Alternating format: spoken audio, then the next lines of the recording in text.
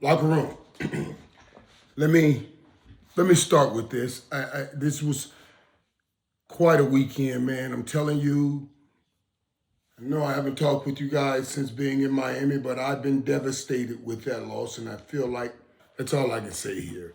And be able to move on to what I saw with the Dallas Cowboys. I just got to put that out. And then let me just, yeah, I'm trying to get you know, my groove back.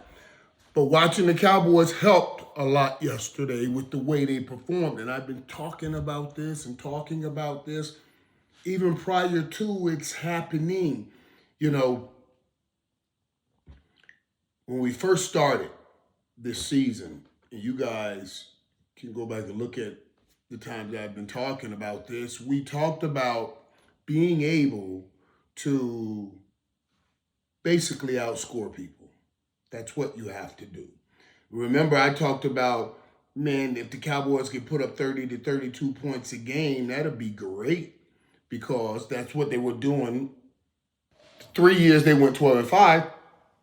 They were one of the top offenses. Now, going into this year, of course, I was talking about all of that this offseason and then think that we would be playing without Michael Parsons.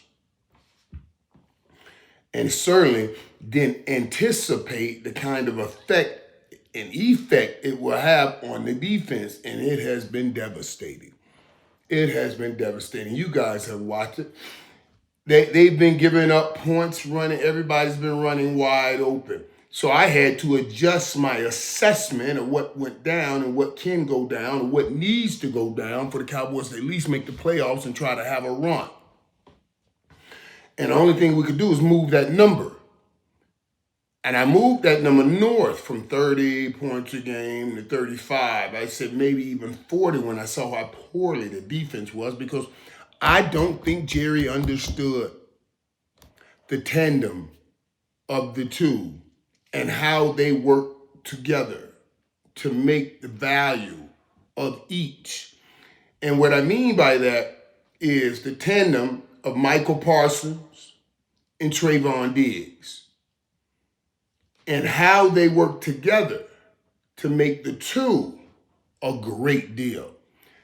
Jerry, once he gave Trayvon Diggs all that money and then did not hold on to Michael Parsons, created a serious ripple.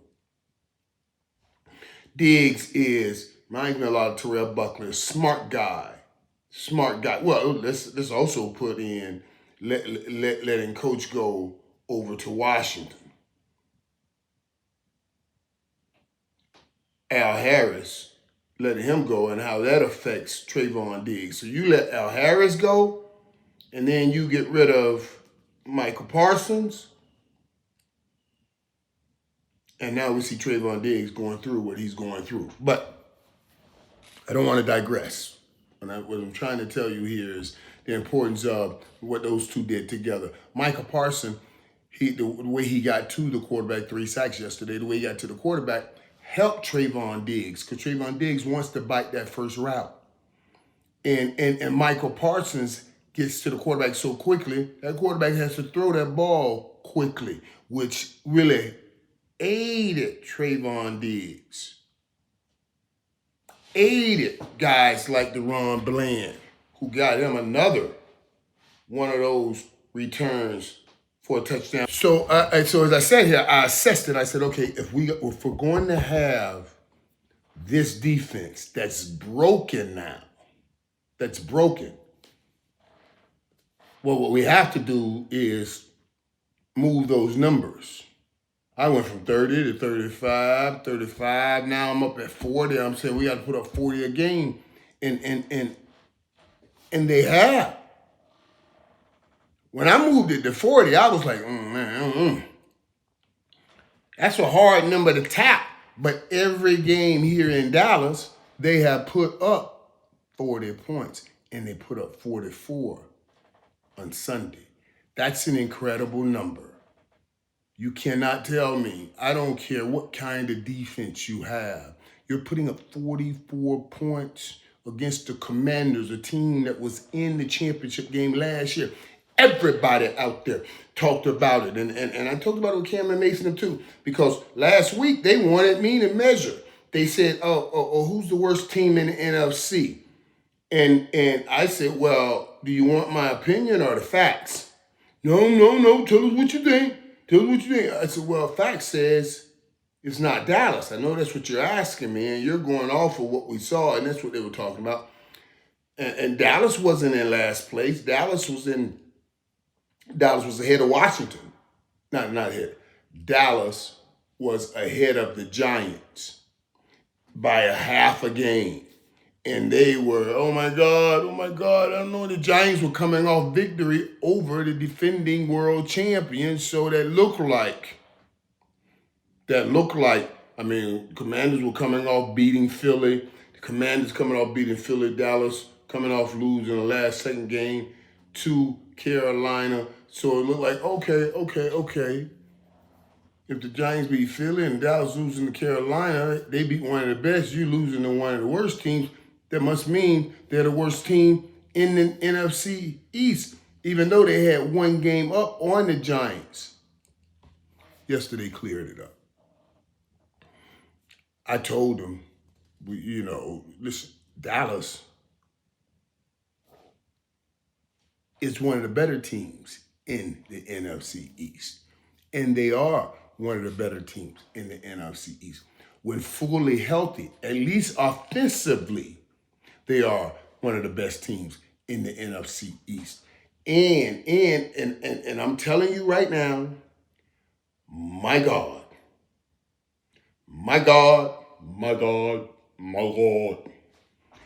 If that defense can play like it played yesterday, just the rest of the season, where you held a Washington team to 22 points. Now, I know a lot of people want to say that team did not have Terry McLaurin, and it did not. That team did not have Deebo Samuel, and it did not. And then the team it did not have Noah Brown. And then in the third quarter, Jaden Daniels goes down. But I like what I've seen of the defense even prior to Jaden Daniels going down. Jaden Daniels, and he only threw 456 yards, but that's not what got me. Well, that is what got me when you look at what the defense has been doing. The defense gave everything up to Caleb Williams, let Bryce Young throw all over them. Russell Wilson, who got benched, threw for 750,000 yards against that defense. So a lot of people were just lost in that secondary. I think they simplified it and everybody played a lot better. At least they had men around men to defend and try to deflect some of those balls. Even got a pick six out of Deron Bland. Mariota came in and threw an out route late.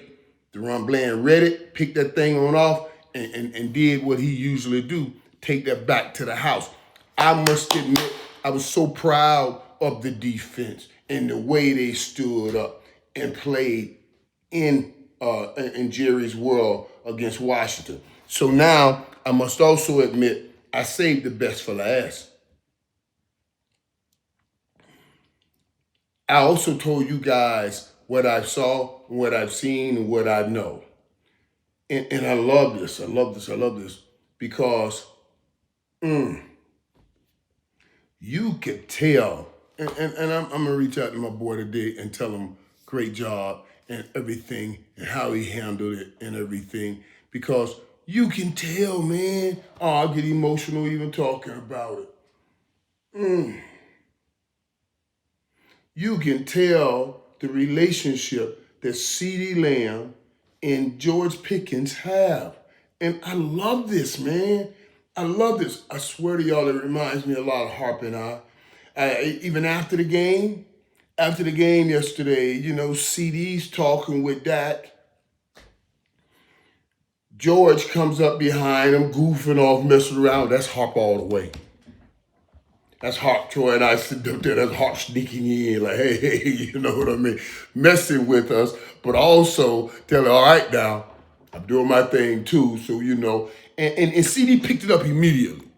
He knew. He knew. Hey, that's my dog. He carried the team. He did what he needed to do. Soon as he came over there, it sounds like maybe it's because that defense was so bad that it sounds like these offensive guys have come together and said, no matter what, we got to take care of what we got to take care of. We got to put up 40 points. We put up 40 points, and let's do it. And that's what they've been doing. And to get CD back and integrate him into that offense the way they did without losing George Pickens. Without losing George Pickens. Without saying to George Pickens, oh, okay, you're not that important anymore. No. No. We're going to give everybody an opportunity to make plays. And that's what I love. And even Ferguson got in the game and made a lot of plays and did what he needed to do. Dak Prescott is distributing the ball in a great way right now for the Dallas Cowboys. And they lean on the pass. This is what we always want. We came in this season thinking, and I told you guys how much I like Javonte Williams. But we came into the season thinking about, we need to get a run game going. And Javonte came in. He had 100 yards yesterday. They really look like the old triplets to me with Dak, Javonte, and CD and 88. And then you bring in Alvin Harper and George Pickens, that kind of an offense. Our offensive line was back yesterday. They looked like a real football team. And I no doubt that was the best game I think I've seen under those circumstances this year for the Dallas Cowboys. No doubt. You could tell they were lifted up with CD's return. But what I love is the integration. Putting him back in.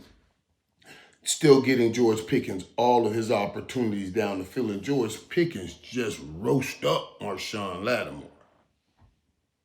That dude can play now. That dude can play. And when I sit here and watch, oh my God, George is nowhere near his ceiling. Nowhere near his ceiling. I'm telling you.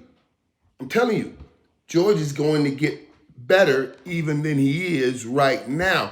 And they talked about some of the things they've done with George, giving him an opportunity since CD was out, moving him around instead of just leaving him out at the X, because that's what I would do. I stay out at X, but moving George around keeps him engaged, helps with confusing the defense, because now you don't know what's going to happen and where George is going to go.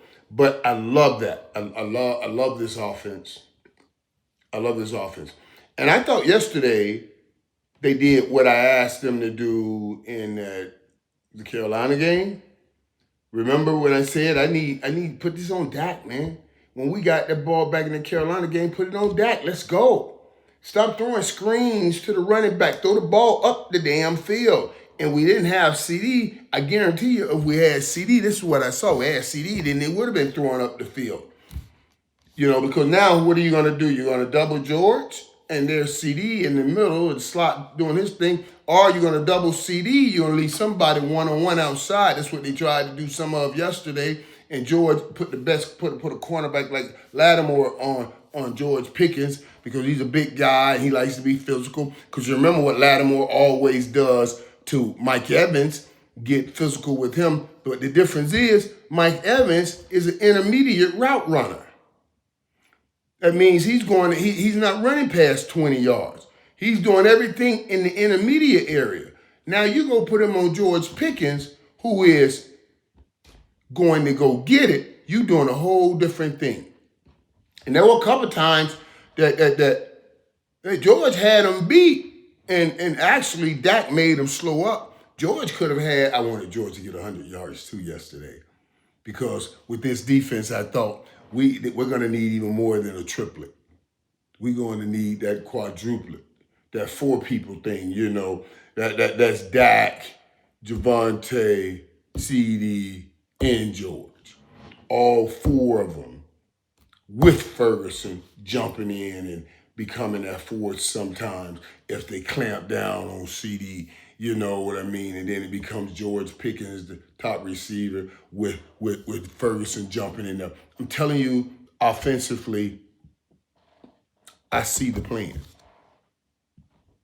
Now, I also need the head coach to let Dak be the man. I know you want to establish running, but this case is kind of like what I said Philly needs to be doing. You can either use the run to set up the pass, or you can use that pass to set up the run. And right now, this thing is backing off. Javonte was man. I can't even give it to, the receivers, because Javonte was running so hard yesterday, man. He was running people over. Now, yeah, I believe they are worried about the coverage. That makes it a little lighter box for Javonte, but I like that boy. I like how hard he runs. He runs tough. And when you get that offensive line back like we had yesterday, then you can get some rushing and a great rushing attack. You know, we didn't have that in Carolina. You know, so I'm telling you, this offense has the Dallas Cowboys looking not perfect, but pretty darn good. Pretty darn good.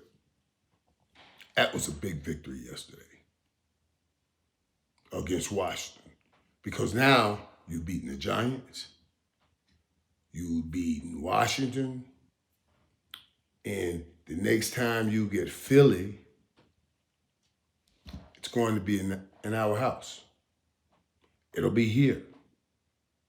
And here you put up 40 points a game. A game. Can you hold on to that? 40 points a game. While we are seeing what's going on in Philly, still trying to find their identity on offense. Great game yesterday. Made those plays yesterday. But consistently being able to throw that ball down the field and make those plays all game long, I'm going to take Dak Prescott over Jalen Hurts every time if you take both run games away. And now we're just passing the ball. And that's what I'm looking at for that second meeting. The Cowboys defense yesterday took some things away I didn't think they could take away. The Cowboys defense stood up and made plays. I know the Commanders were not fully there. But seeing that in the defense gives some glimpse of hope. That, yeah, this may not be, and maybe they're trying to settle in a little bit and now getting to understand what is required, because they played better. They didn't play against the top guys for the Commanders, but they did play better. So I like what I saw. I'm just ecstatic about that offense. And I can't wait to see this morning what everybody's saying about our Cowboys. Because they don't like coming with any praise. They'll start all of it talking about how everybody was hurt. Yeah, everybody was hurt. A lot of people were hurt. And Washington has a more issues with injuries, because Jaden Daniels went out with a hamstring. And I was looking over there, I was like, man, let's see. Look at how Baltimore has fallen off without Lamar Jackson. It seems like everybody has forgotten how to play football without Lamar Jackson in Baltimore. Will that happen in Washington? I don't believe so. Because Mariota's a pretty good quarterback and he can make some plays. But Jay Daniels going to be out. And they start this weekend with Kansas City Chiefs. Washington should be saying, oh God. They got the Chiefs, then somebody in the middle, and I know they play Detroit. So I can see you losing 2 of the next 3 games on a minimum if you're Washington, especially if Jaden Daniels is not back there. You know what I mean? So that's going to be, yeah, that's going to be tough without their quarterback to get in that fight and win these next few games. So it can give Dallas, if you can go take care of business in Denver, a little bit of breathing room. But you got to stay on your P's and Q's right here. And it opens a little door. It cracks that door to say, ooh, we got playoffs. We got playoffs. After 6 weeks, we look like we got some playoffs coming down these roads here. Let's start sharpening things up here because I'm starting to feel a lot better than I was feeling 3-4 weeks ago in the midst of all of this. Dallas has something going now. 88 is back, and that offense is going to explode. I still don't think we've seen the best of this offense. But we're seeing an incredible Dak Prescott right now. Playing. I didn't even go to the game yesterday. I had so many people calling me, asking me. They were doing even, honoring the guys. It was the 50th year of the Hail Mary and all of that. I couldn't stand it. I couldn't deal with it. My emotions couldn't take it. I had everybody saying, man, where are you? Where are you? I can't take it. I just lost in Miami. I can't show up another game and lose again. I don't know what was going on with me. So I didn't go. I needed some time to try to figure me out and watch the game alone. And then I was sitting saying, I should have gone. I saw all the guys. I saw Emmett, I saw Emmett, not Troy, Emmett, Roger, and Drew. I saw Drew standing right there with 88. They texted to me. The 88 Club, where you at? I said, what do you mean? I'm sitting at home, man. I ain't know y'all could be lighting it up like this. I would have been there. I could take the pain of being back-to-back losses in the stadium. You know what I mean? So I was like, man. But then when I saw them all and, of course, everybody's feeling good, I was like, God, I missed that. I should have been there. And it was a good win. That was a good win. That was a good win. And it makes everybody feel good around the building today. But boy, they got to tune back in and get ready for Denver. Because you saw what Denver did. Denver came back and put up 33 points in the fourth quarter to beat the Giants. In Denver, where Dallas will play next. You can put up 33 points in a quarter, in the fourth quarter. 2 things I say, okay, we're going to have a great offensive battle here. Because you can put up 30 in 1 quarter at home. We've been putting up 40 at home. Now, that fourth quarter in Denver is a thing. Games in Denver, 325. And what the only thing I'm worried about is you guys got to notice what you saw, the fourth quarter explosion by the Denver Broncos. Why is that important? Because it is more difficult to breathe in Denver. And I'm putting it in the ether out here so to make sure these guys are watching it, studying it, be careful with it. That fourth quarter is a different quarter. You start trying to catch your air, catch wind, get some air in your system because you're so high in altitude. And Denver is used to playing in Denver, and you are not. So you should not even have this to be a close game if you can going into the fourth quarter because they're used to that fourth quarter. Hard to breathe stuff. Dallas needs to make sure they put up some points. I don't even want to start talking about Denver. I just want to enjoy this victory. Because you don't have, you know how this NFL goes, man. You get a victory, man. You get 7 days. You got hey, for us, the fan, you got to love it. Because we get to brag and talk. But them, the players, they have to turn the page after today.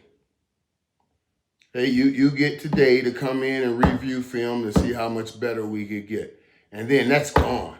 Right after you get out of film room, that's gone. You start focusing on the Denver Broncos. What I used to do is on my bathroom, corner, pass 13, corner, safety. I have them on the mirror. Because those are the guys I had to beat. So right after Monday, when I got back home Monday after work, I cracked just to get my brain, my mind set on the next task. I will put the starting secondary on my mirror. Starting secondary on my mirror in their positions. So every time I got up to put toothbrush to tooth, I saw my goal right there in the mirror. I said, these are up. And it's time for me to make it their birthday. I saw the safeties who I had to go crack down on the block, or with the double teams who I had to beat. I kept it in my mind. So that's why I'm telling you what they have to do. Enjoy it. Watch it today to learn from it. But then move on to Denver because that's going to be a tough game. I'll talk about all of that in another video. This was just specially made for the Dallas Cowboys game. And victory. Victory? Very sweet. 2 things we pull out of this season before I let you guys go. Dallas Cowboys fans, Cowboys Nation. All we are focused on right now is the NFC East. We worry about the NFC and all of that later. Right now, you are fighting for the NFC East.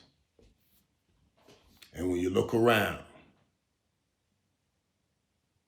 I'm okay. And I like our chances in this fight. The way you played Philadelphia that first game, prior to getting the groove back, or prior to getting even a groove, you know, and you had them right there, and you know, CD just a few plays got away from us. I don't want to bring it up because CD's too great, and we're seeing the performance we're getting out of him. I can only imagine what it's been like for him those last 3 weeks not playing. Oh my God, I told you he was going to be out a while. I was shocked at how well he looked yesterday. I'm not gonna lie to you. Maybe I heal slower than he does because he looked great yesterday, and I was happy for that. So I'm just saying. All right, you guys, listen. People will tell you, don't get too happy. You just beat a banged up Washington, but when nobody's saying none of that shit when we were banged up. You know, and nobody said we were banged up against Carolina, even though we didn't have all of our guys.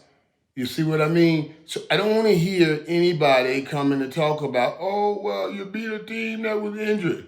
We're injured. We were injured. Nobody said anything. You didn't let me use it, so I don't let you use it. I don't care about that. All I care about is this NFC East. And you just knocked off Washington, and you're right there with Philly, and you're a much better team than you were in week 1 right now. I don't know if I'm saying that about the Philadelphia Eagles, even though they found a way to win the game yesterday. I just don't know if I can say, the They're a better football team than they were week 1 right now. So yes, God works in mysterious ways. I surely thought this thing would be reversed. I thought it was closer to Miami getting a victory and Dallas having a chance at losing a game. I never thought I would be sitting here with Miami losing that game and Dallas dominating their game. It's why it's called Any Given. And Miami, Any Given Saturday. Dallas, Any Given Sunday. Even though Miami lost on a Friday night, that old spooky shit. It's Friday night in October. We're not. Please don't do any more of those games. Don't set Miami up for any more Friday night games, especially Friday nights in October. Just a spooky week all together. But at least you guys get spooky, right? Spooky with Halloween and all that stuff coming around. Waiting for this kind of stuff right here. Spooky week. Friday night. But the Cowboys set it straight on Sunday.